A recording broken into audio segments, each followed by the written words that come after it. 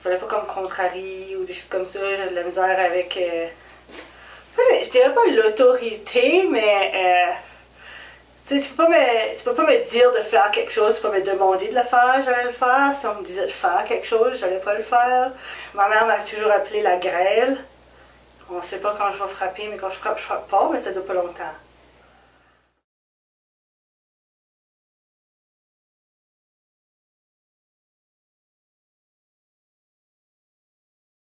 J'ai un trouble de la personnalité limite avec dépression, anxiété et agressivité. Dans le fond, toutes mes émotions, ils sont à l'extrême.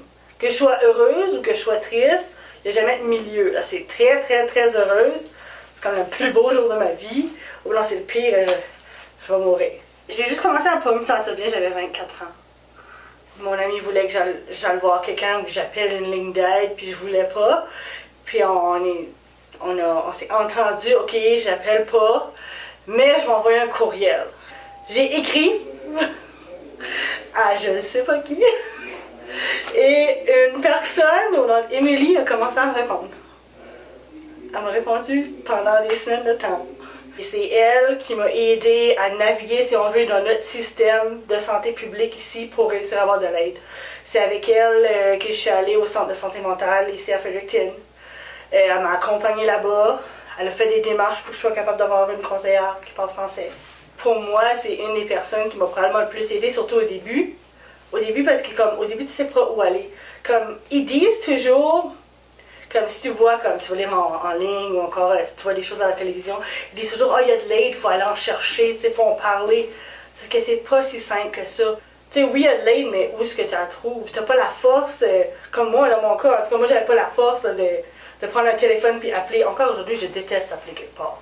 J'ai accepté de faire des tests avec un psychologue, puis c'est là que probablement, on m'a dit que j'avais probablement un trouble de la personnalité limite.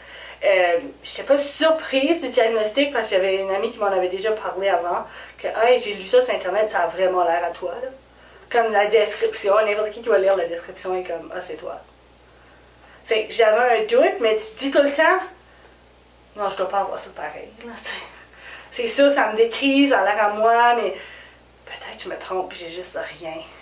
Dans le fond, c'est un avantage aussi, je veux dire, parce que vu que je suis quelqu'un qui vit très, très à l'extrême, puis j'ai toujours besoin de défis, j'ai toujours besoin de quelque chose qui m'apporte autre chose.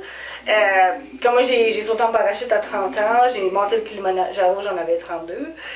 Puis là, même pas 2 ans, dans un an et demi, je m'en vais courir le marathon sur la Grande Muraille de Chine.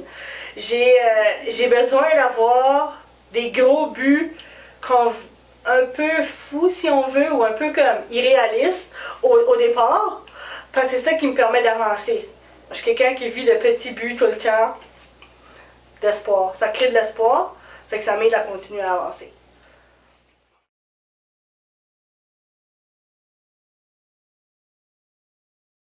Vidéo.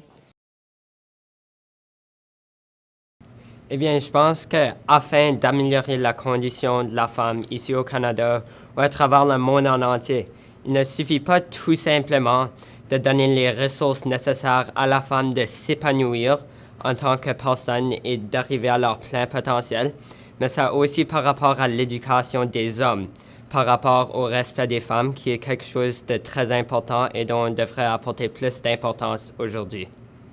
Je crois que c'est très important d'augmenter la sensibilisation ou l'awareness, si tu veux, de la condition de la femme encore aujourd'hui, parce que c'est une réalité qu'ils subissent la violence et du disrespect et de l'agression, etc. Mais la meilleure façon d'arrêter ça, ce serait d'enseigner le respect envers les femmes, envers les hommes qui ne respectent pas les femmes, mais enseigner comment forts ils sont, puis comment résilients, puis qu'est-ce qu'ils subissent à travers la vie. Juste essayer de faire comprendre aux ceux qui ne respectent pas les femmes pourquoi on devrait.